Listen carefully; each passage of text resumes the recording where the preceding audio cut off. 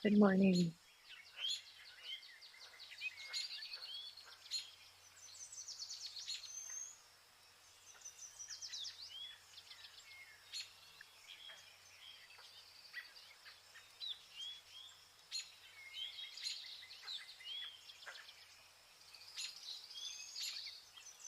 The ritual of entering into our space of meditation can be supportive. We've been playing around a little bit recently, maybe the last month or two, with different background noise to supplement our noble silence.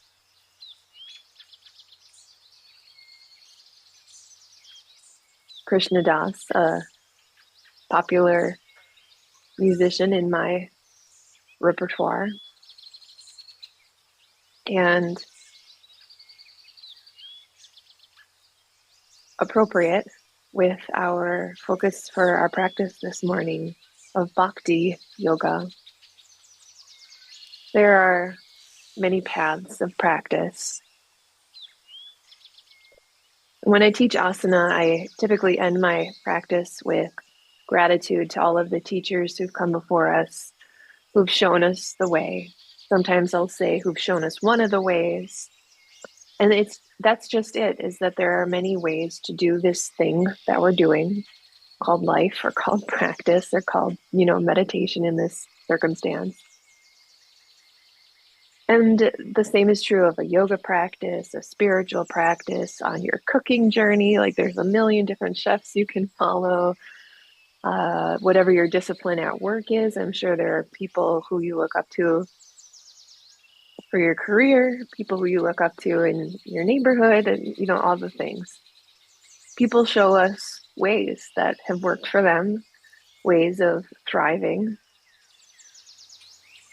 And a lot of my meditation practice has been foundationally concerned with taming my mind. It's been a really long time where it has felt like my mind is unruly, or like the thing that needs the most attention, the thing that needs the most control, the thing that is just like something that is out of reach for me to even understand, to grasp, much less shape or cohabitate with.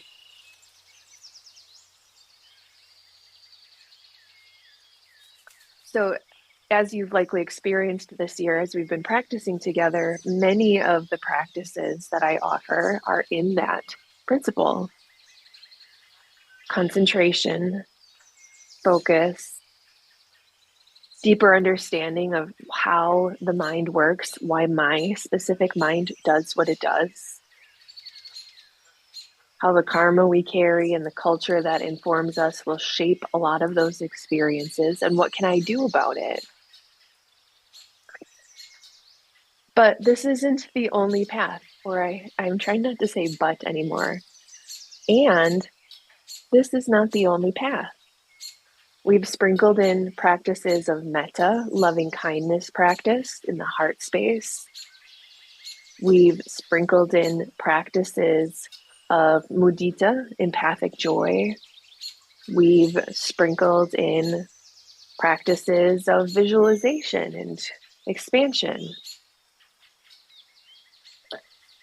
So before we drift off into our sit, I just wanted to share these from the yogic perspective. At least this is not Buddhist per se, foundationally, but similar to how many lineages will categorize and kind of compartmentalize so it's easier for people to understand.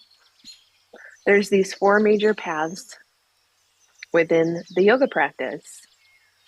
Karma yoga is selfless action, so that might be some of those loving kindness or mudita type practices.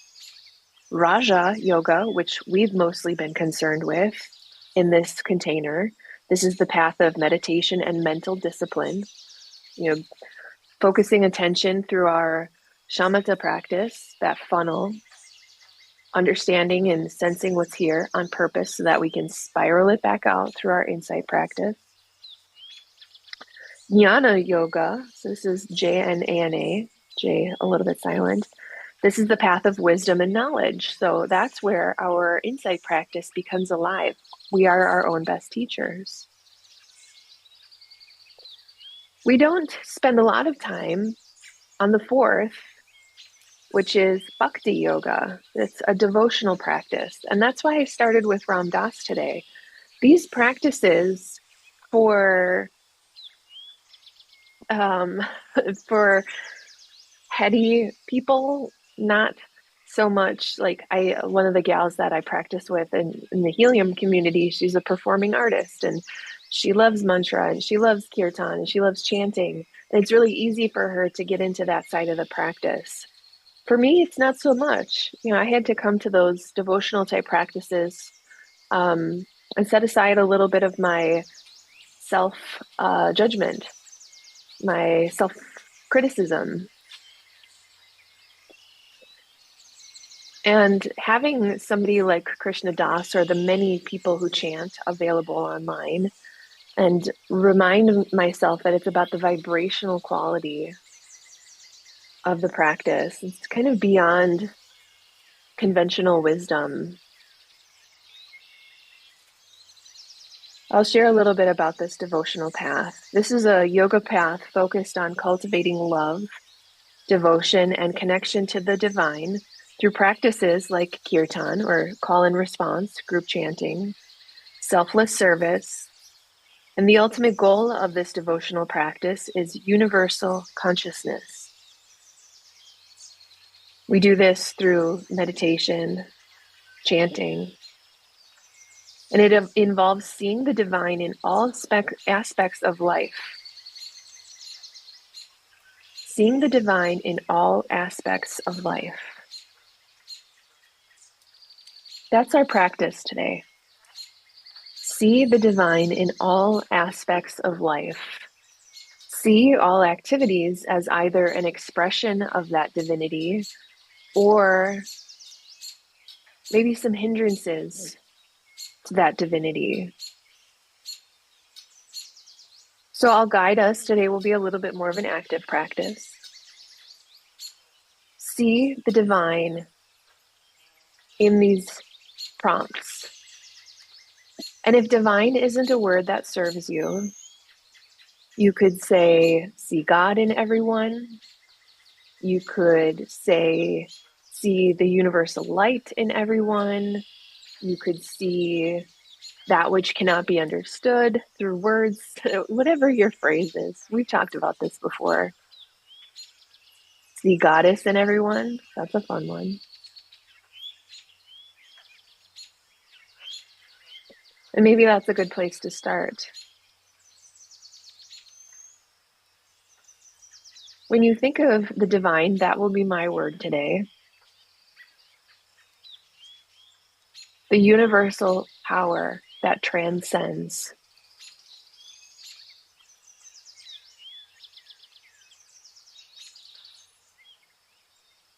Is there an image or an object or a person you see? The comedian Ricky Gervais would probably say it's dogs. If you've ever seen or any clips of Ricky Gervais, he's obsessed with dogs and he's convinced that dogs are boundless in their love and their capacity. So that's, as an atheist, that's his closest to divinity as he likes to get. Fine.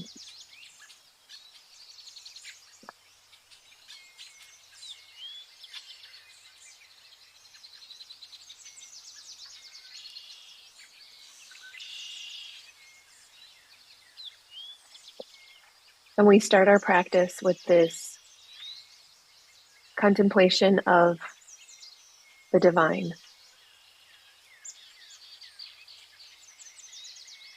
How does the divine show up in our environment? The natural world.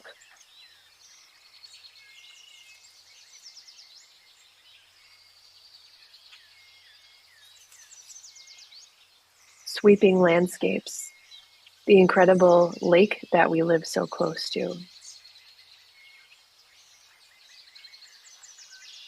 the diversity, flora, fauna, mammals, even the creepy crawlies.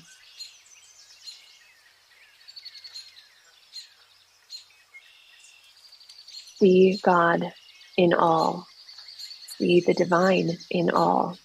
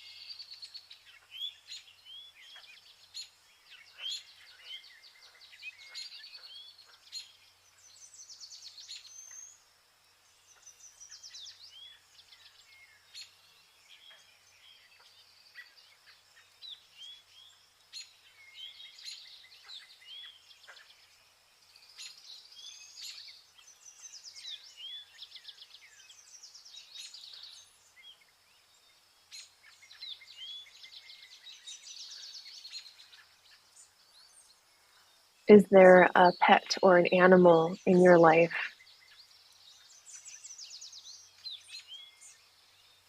where you can see the divine, see God, see the ultimate expression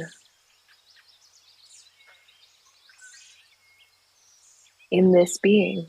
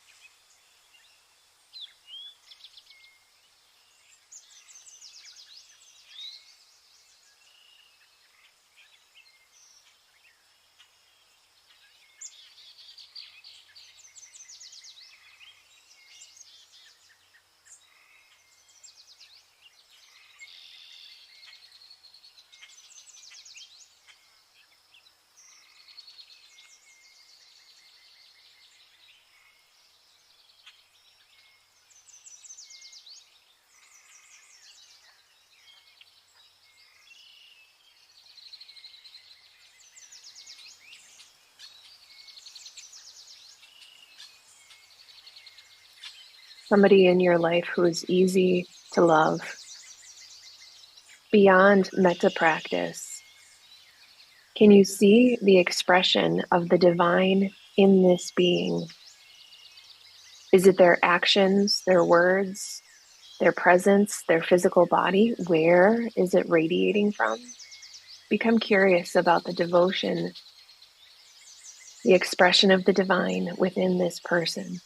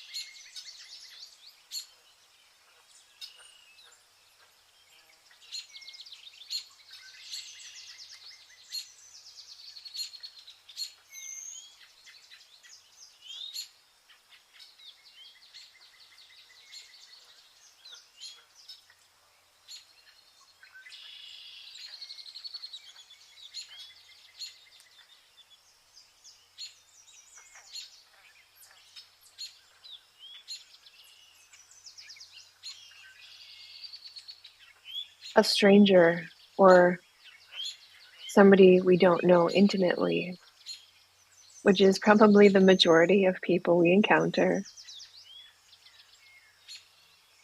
Even friends we don't know completely.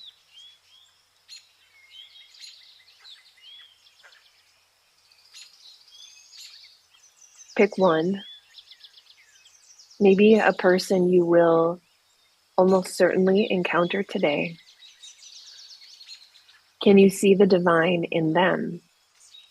Again, is it in their spirit? Is it in their presence? Is it in their love? Is it in their speech? If it's in their physical body, where is it? How do you see the divine radiating out from this person?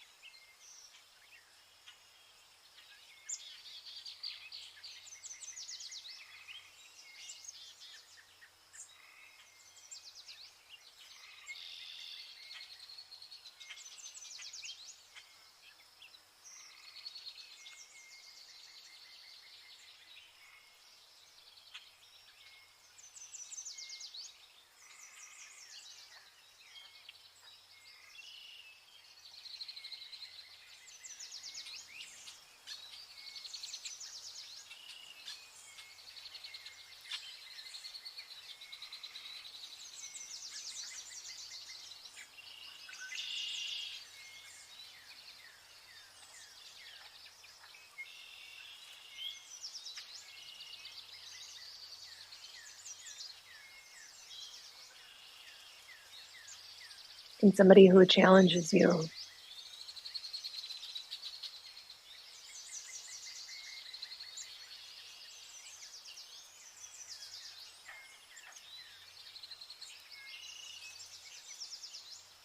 Can you see the divine in them? This is universal, the divine that transcends color, race, socioeconomic background, place of origin, language.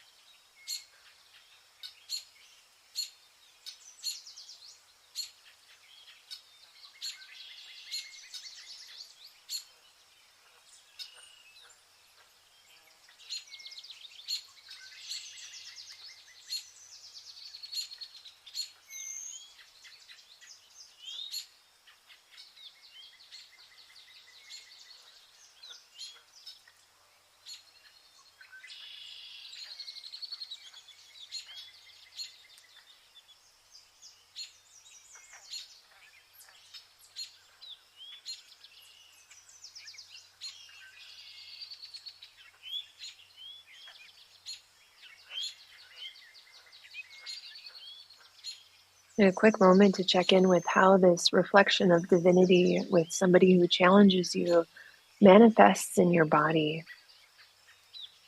I bring this up because I'm noticing a melting or a softening sensation when this particular person in my life who I've been struggling with, when I see God, when I see Goddess, when I see divine in them, not who I want them to be, but who they are as a unique expression of the divine. Maybe lost, maybe struggling from my point of view.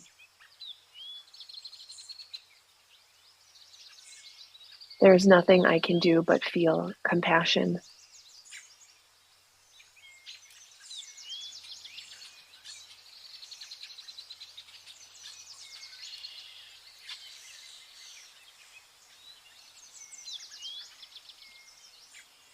And finally, we bring this bhakti practice into our own unique expression of the divine.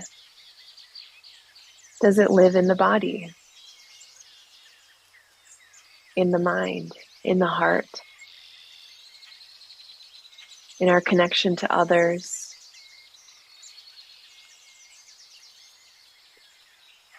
What is your unique expression of this universal capacity, this innate wholeness? There's nothing we need to do to create it or manufacture it. It's here. The only real work is dropping all of the guards that surround it.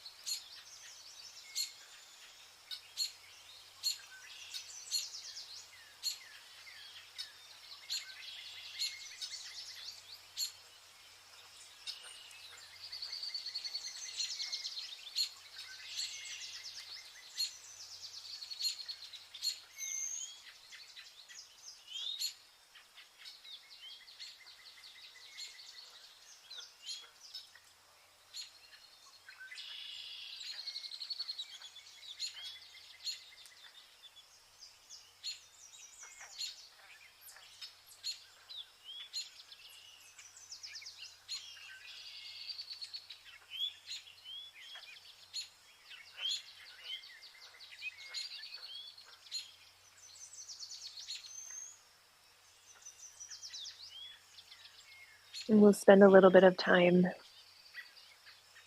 just riding the wave of our experience. If there's a particular vritti or fluctuation that continues to arise, or new ones are kind of always coming and going, it happens. Is there an opportunity to see the divine no matter what arises? And I'll bring us back in just a little bit.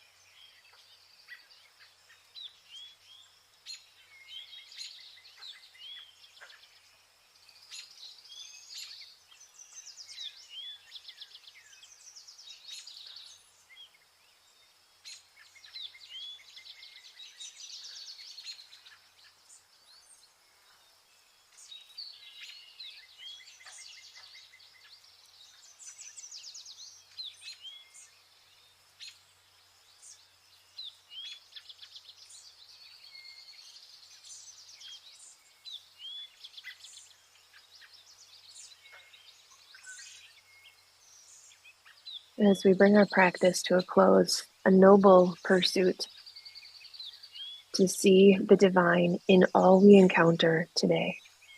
And if that's too lofty, see the divine in at least one other person. See the divine in at least yourself.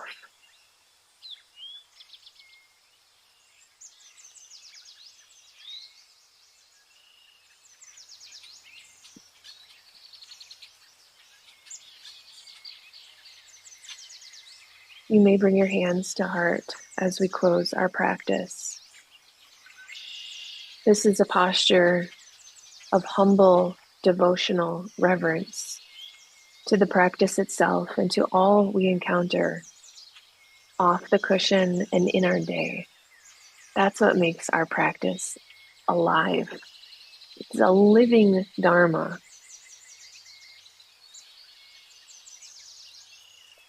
Bowing the head, may the merits of this practice be of benefit to all sentient beings. We see their divinity. We see our own. We include ourselves in the circle of compassion.